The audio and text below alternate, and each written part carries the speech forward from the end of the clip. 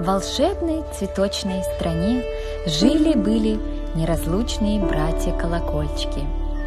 Эта страна находилась на долине Эркене, где обитали мифические табуны лошадей, где протекала волшебная река Лена.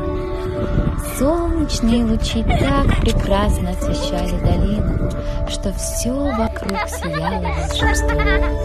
Благоухали прекрасные цветы, над которыми порхали бабочки.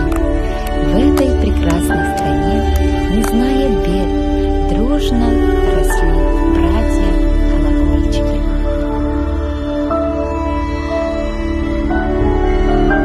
В один прекрасный день вдруг откуда ни возьмись подул сильный ветер и унес брата-колокольчика за 3 земель.